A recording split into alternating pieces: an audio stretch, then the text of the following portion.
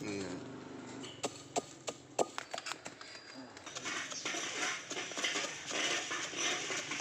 นะฝักเนาะ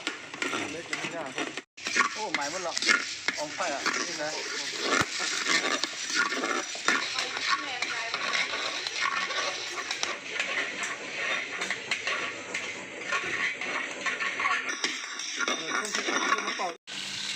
แต่อันนี้มันมองเขาบอกมากเลยเย็นเลยบอกแต่เดี๋ยวนี้กินใหม่คือเขาว่า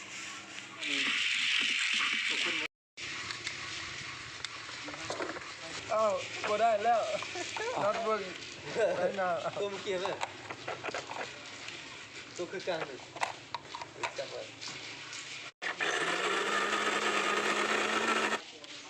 คนนี้ก็เป็น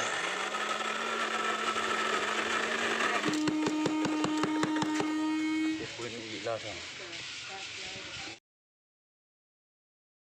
อุ้ย